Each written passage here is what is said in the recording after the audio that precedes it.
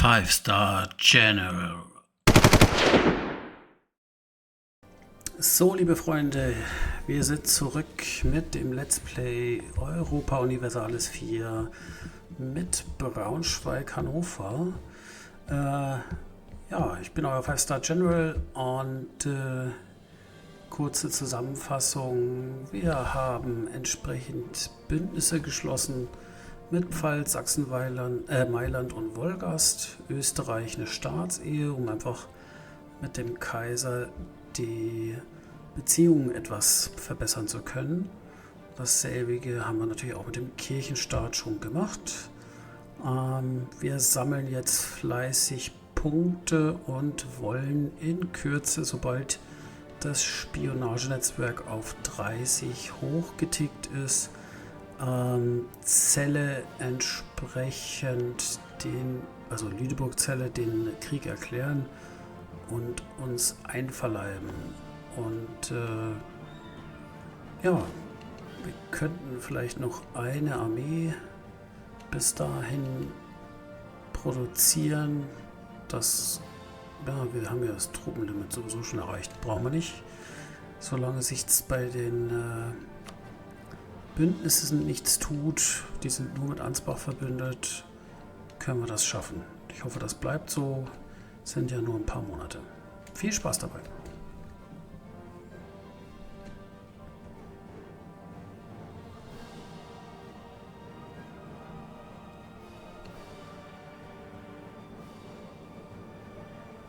Wir verbessern ja nebenbei noch ein bisschen die Beziehung zu Dresden und Wolgast.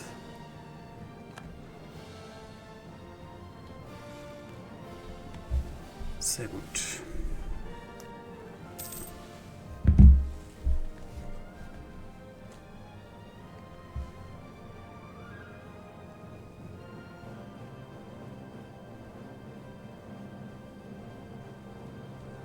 So, jetzt ist nicht mehr lang hin. Das heißt, wir sollten natürlich auch die Armee entsprechend vorbereiten auf einen Krieg.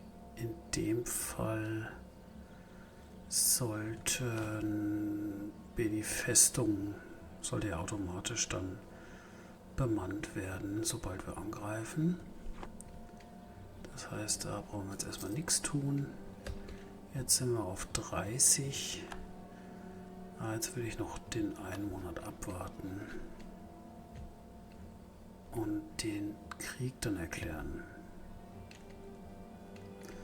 Wir fingieren den Anspruch und da wir ja danach schon auf den nächsten schielen, Verden und Oldenburg, brauchen wir jetzt eigentlich keinerlei weitere Spionagenetzwerke. Deswegen werde ich jetzt eher noch ein paar Nachbarn Beziehungen verbessern. Die mögen uns auch so gar nicht. Die sowieso nicht. Köln ist halt noch ein Erzbistum. Hessen. Ja, ist mir jetzt eigentlich wurscht.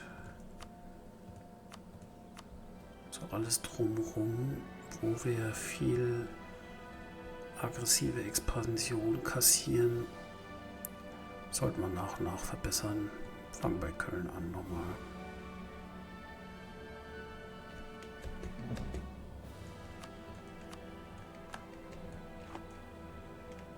Oh, das war das Spionagenetzwerk. Das war jetzt nicht gut. Das war nicht so gedacht.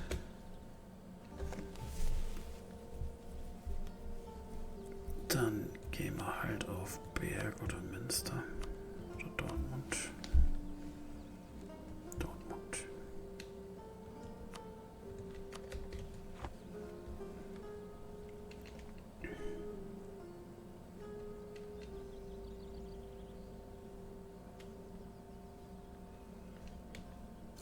So, das sollte jetzt eigentlich ausreichen. Das heißt, wir werden unseren Diplomaten aus Wolgast zurückholen und dann den Krieg erklären. Wunderbar. Brauchen hier auch keine Verbündeten. Die Armee von Lüneburg sollte eigentlich fallen und Ansbach dann kein Problem sein. Wir haben Kriegszieleröffnung von Celle. Das passt.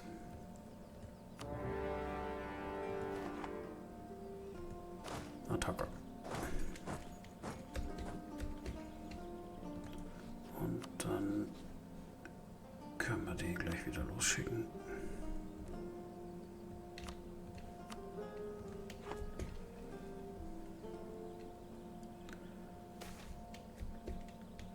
So. Eigentlich möchte ich hier weder noch irgendwas verlieren, aber Prestige ist mir wichtiger. Klar haben wir gewonnen. Kriegen Bewegungsgeschwindigkeit plus 10. Gut. In dem Fall werde ich jetzt erst einmal Celle erobern und dann nach Lüneburg direkt gehen.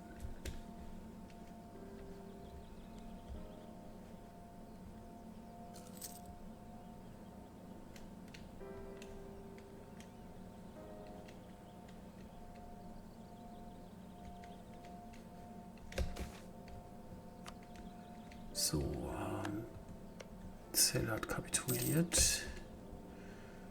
Hier wird sich noch ein bisschen erholt. Wir könnten auch noch ein bisschen plündern. Das heißt, was könnte er hier kommen? Ansbach hat ganze 3K. Das ist nicht viel.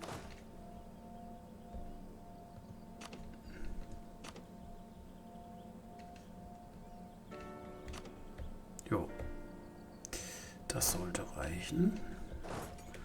Und dann plündern wir nebenbei noch.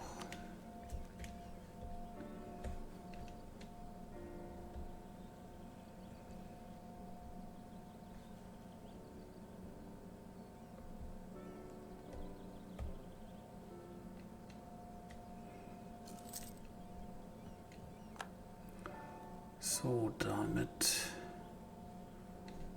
sollten wir jetzt nicht gerade direkt ins Minus laufen.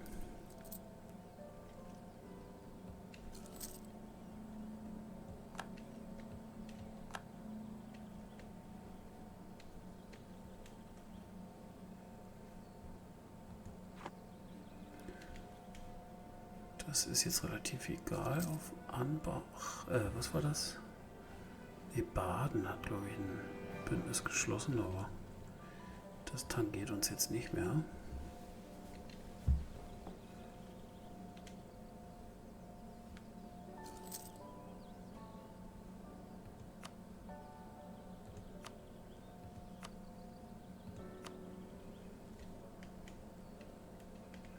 So, hier tickt die Belagerung langsam.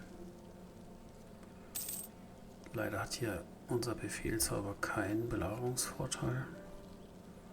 Aber das ist okay.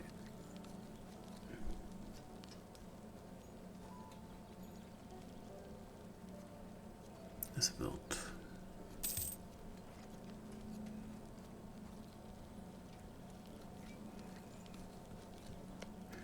Richtig schick wäre halt, wenn wir da ganz schnell unsere Kernprovinz kriegen und dann auf Pferden direkt gehen können. Müssen wir sehen.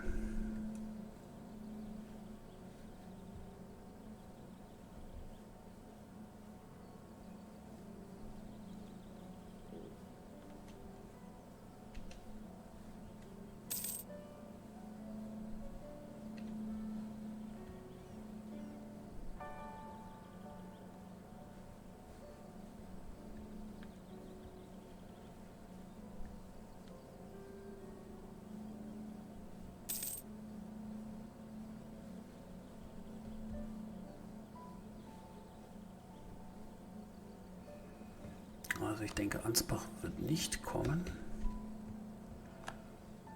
Das heißt, ich werde hier auch die Festung wieder stilllegen. Das spart uns wieder noch ein paar Dukaten her.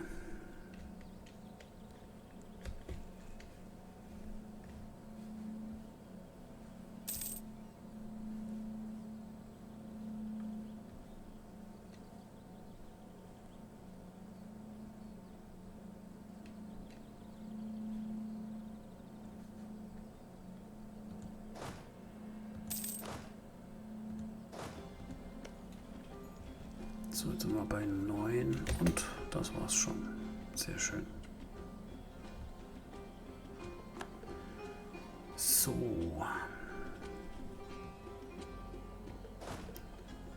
Dann werden wir jetzt wohl... Ach, tatsächlich, die sind direkt Kriegsverbündeter. Bayreuth, Ansbach. Na toll. Haben wir mehr für uns. Ich könnte die natürlich nach dem Frieden fragen.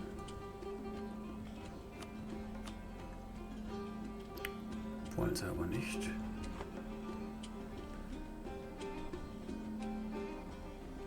Ja gut, dann werden wir uns zuerst mal Bayreuth schnappen.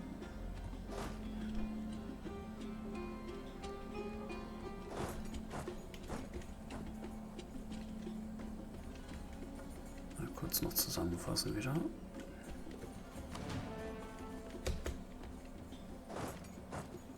Oh, na, ein Umweg. Wie schaut es aus mit Militärzugang hier?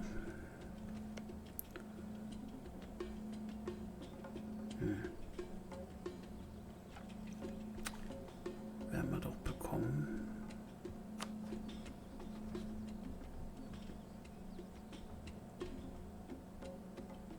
Ja.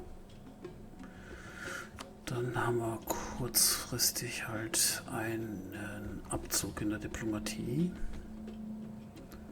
Aber das ist mir sonst alles zu weit auseinander.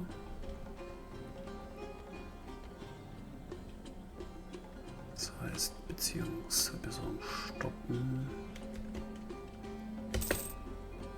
Bleibt da. Und Thüringen Militärzugang. Und ab nach Bayreuth. Haut ab. So ein Hund. Na. Echt nicht.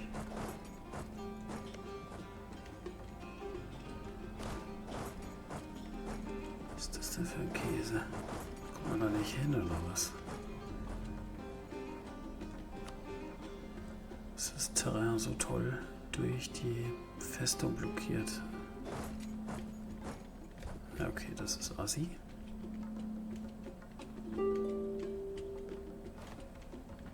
Dann werde ich jetzt erstmal belagern.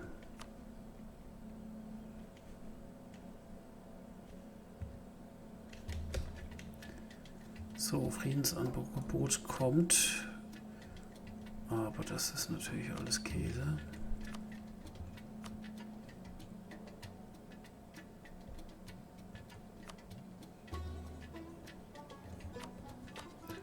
Da stimmen sie noch nicht zu.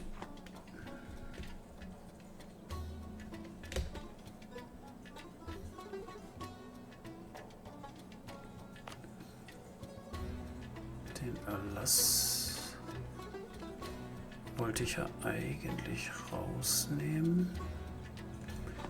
Die hatten wir eigentlich schon auf 10, ne? Ach nee, haben wir noch nicht. Dann müssen wir hier natürlich weitermachen. Militärische Macht. Produktion. Sind wir bei 9. In dem Fall wird es nur über Mix gehen.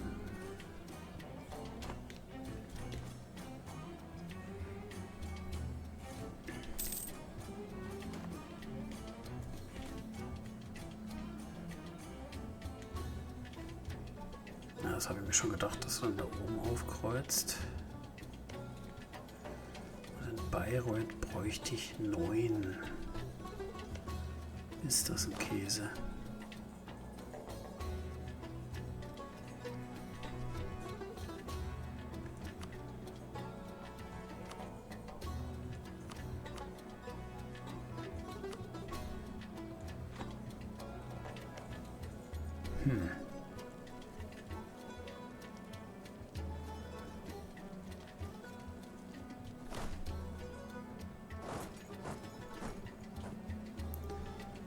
Dann hauen wir jetzt da weg und holen uns noch eine Armee dazu.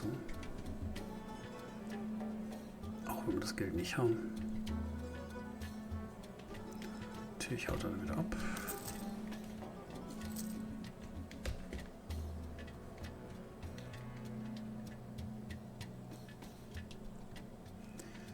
Was passiert, wenn wir direkt nach Ansbach ziehen? Dann müssen wir außen rum. Aber wie?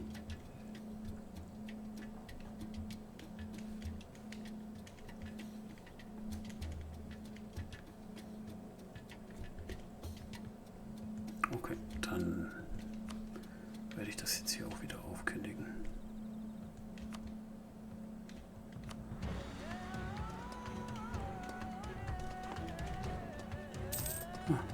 Zufällig getroffen. Das ist doch super.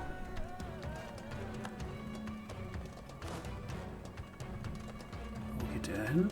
Nach Pilsen. Ah, war gar nicht mal.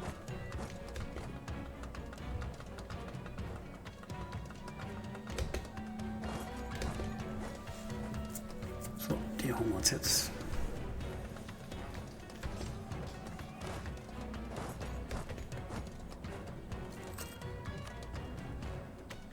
Sehr schön. Gibt Kriegsstand.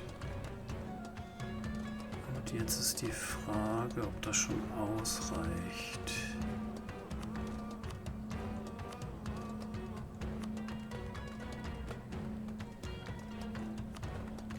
Immer noch nicht. Das langweilt.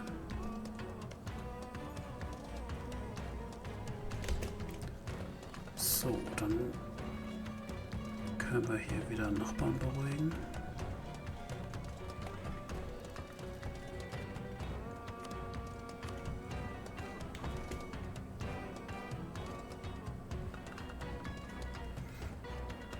So, hier muss ich erstmal die Armee erholen, damit wir endlich belagern können. Ist halt sehr nervig, dass wir hier 9 Regimenter brauchen. Sollten wir eigentlich dann zumindest im nächsten Monat haben, die Reserven. Oder im übernächsten. Super.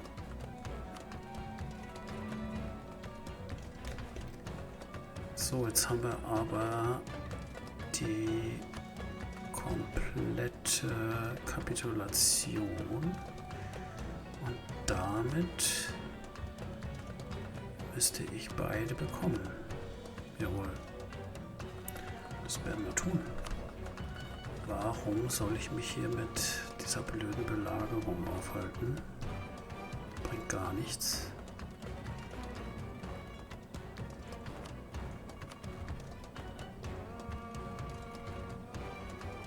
So, 2 Tage. Und dann haben wir unseren ersten Krieg erfolgreich hinter uns. Das heißt, hier nehme ich mir noch was aus der Schatulle.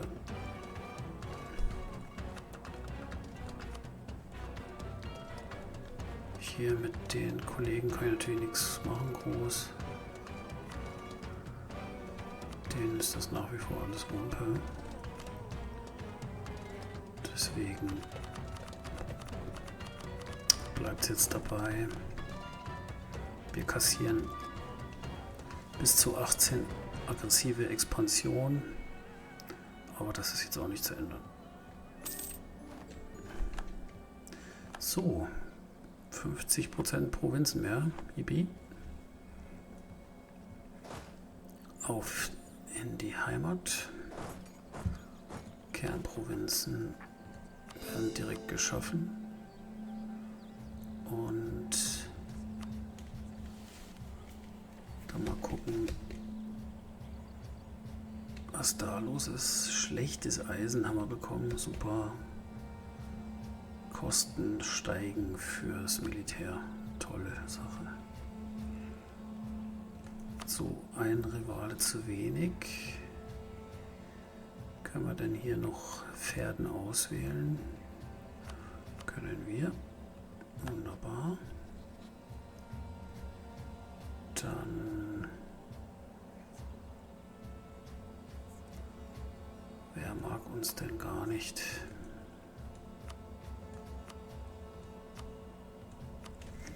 Brandenburg ist klar. Hessen eigentlich auch. Bremen auch. Oslo auch.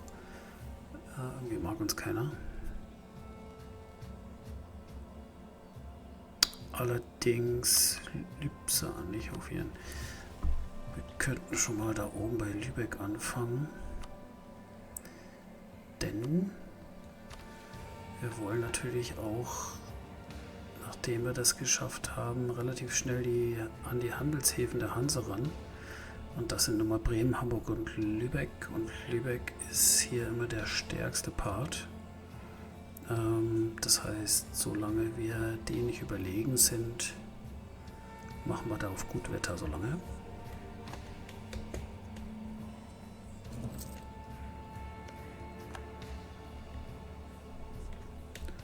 So, dann können wir natürlich auch erstmal die Armeekosten ein wenig drosseln. Da wir jetzt kein Rebellenproblem akut haben, setze ich es ganz runter. Muss ich nur dran denken, dass ich es wieder rechtzeitig hochsetze. Genau.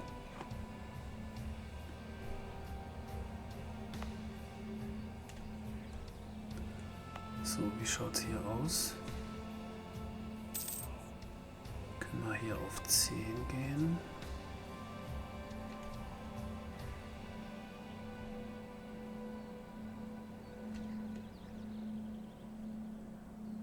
Ja, bringt mehr Steuern.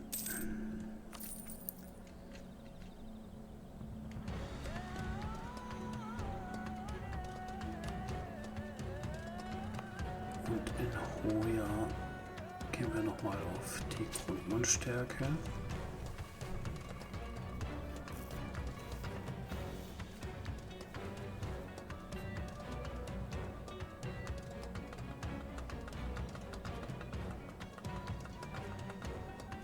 Und gehen wir hier mit auf die Steuer oder ne, ich gehe eher hier auf die Diplo, weil die administrative Macht werden wir noch brauchen. So, damit sind wir jetzt aber überall auf mindestens 10, was die Provinzen angeht. Und damit werde ich den Erlass rausnehmen. Das sollte wieder unser Einkommen ein bisschen verbessern. Und wir haben wieder eine diplomatische Aufgabe. Und werden jetzt verbessern. Jetzt haben wir natürlich überall die aggressive Expansion. Mecklenburg, das wäre eigentlich auch ein schönes Ziel. Die sind allerdings verbunden mit dem Deutschen Orden und Dithmarschen verbündet. Wie sieht das mit Dithmarschen aus? Die sind nur mit Mecklenburg verbündet, also Dithmarschen wäre noch ein Ziel. Dann könnten wir darüber beide angreifen. Insofern, ich hätte halt hier gerne noch die Verbindung zu Lübeck. Das können wir nicht über Sachsen-Lauenburg machen, da die mit Wolgast verbündet sind. Insofern würde ich mir gerne erstmal einen Anspruch auf Wismar holen. Ja.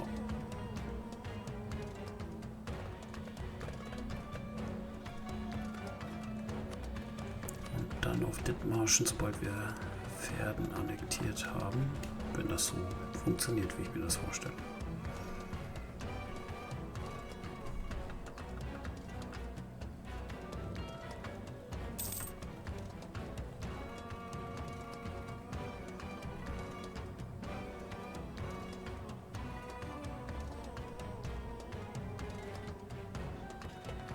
So, das dauert jetzt natürlich ein bisschen, bis hier das Ganze zur Kernprovinz wird.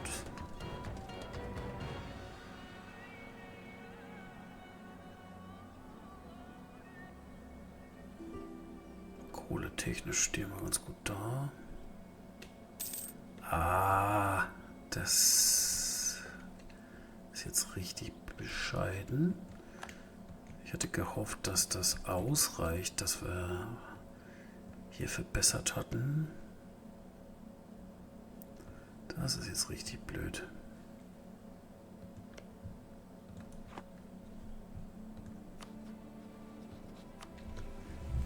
Oh, da sind wir nur auf 53. Das habe ich leider unterschätzt.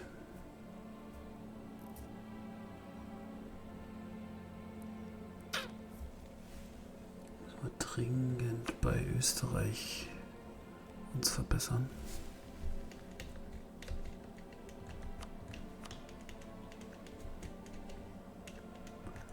Sonst schenkt er uns hier immer dieses unrechtmäßige Land ein. Ja.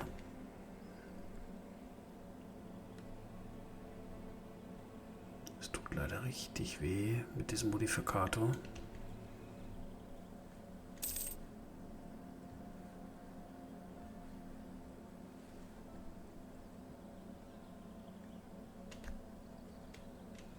Aber hiervon kann ich definitiv nicht zurückgeben, sonst kriegen wir die Ansprüche nicht.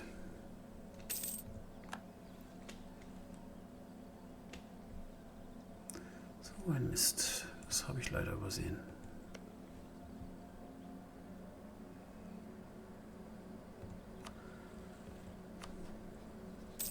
Ah. Und sind wir gleich feindlich. Super. Und hat unsere Staatsehe gebrochen. Eieieiei.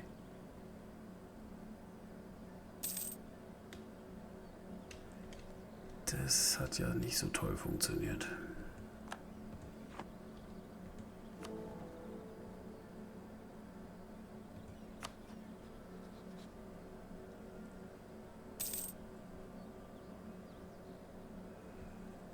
Am liebsten würde ich mich jetzt zum Kaiser wählen lassen, aber das ist ein bisschen weiter weg alles. Vielleicht sollte ich mal hier nicht so offensiv spielen, sondern eher auf Kaiser gehen, weil jetzt sind schon wieder 4 Kurfürsten überzeugt, dass sie den Österreicher wählen wollen. Nur weil der mir einen eingeschenkt hat. Nicht gut.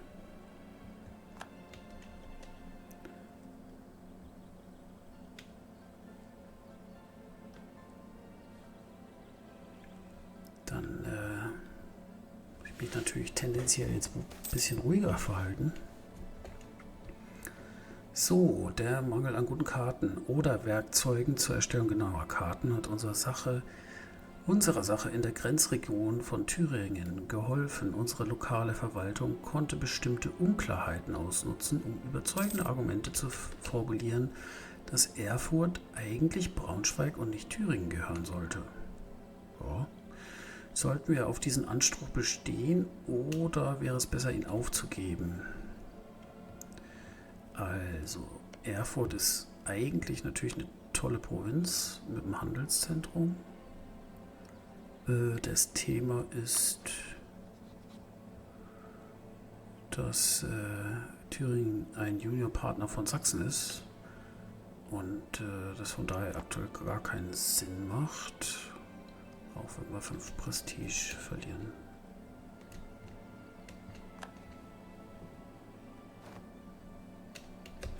So, was machen die Stände? Können eine Versammlung einberufen, bekommen wieder 5 Loyalität, deswegen können wir auch gleich Kronland beschlagnahmen. Was wird denn vorgeschlagen? Wohlstand, Wohlstand, Zugang zu Meer. Was gibt es dann? Seeleute. Hier gibt es Rekrutenreserve. Beim Klerus gäbe es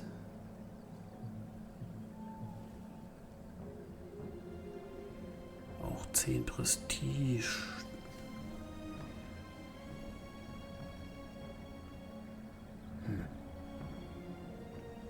Hier bekomme ich einen Anspruch auf Hamburg, den ich aber auch so bekomme.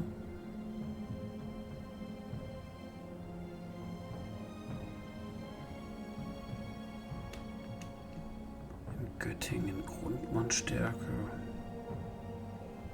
will ich ja gar nicht, brauche ich da nicht.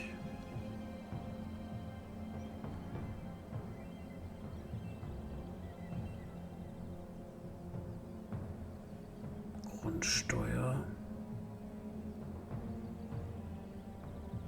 könnten wir natürlich sofort abschließen und hätten 10 Prestige.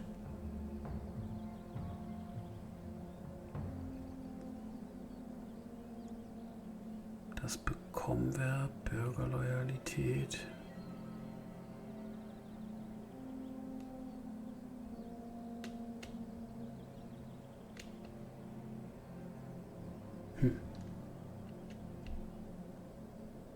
Ich glaube, ich nehme das Prestige mit.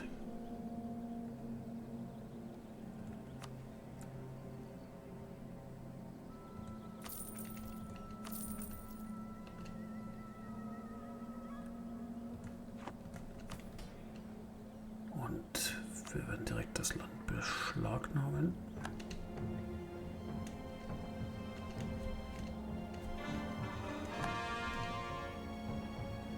So, Zell ist unser.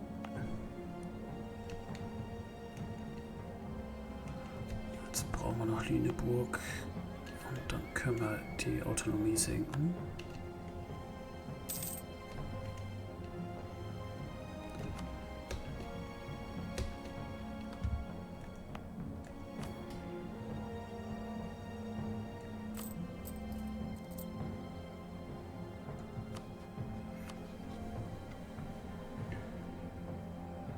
So, was haben wir jetzt? Beziehung Magdeburg, Nürnberg. Ja, das ist jetzt echt alles Käse, weil die echt gepisst sind jetzt auf uns.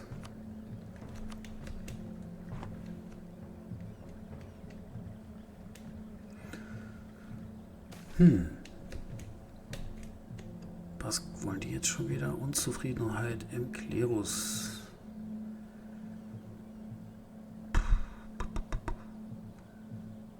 Unterschiedliche Meinungen und Interessen in religiösen und weltlichen Angelegenheiten zwischen unserer Regierung und dem Klerus haben sich ausgeweitet und sind zu einer bedeutenden Quelle für Konflikte geworden. Der Klerus fordert nun Änderungen in der Politik.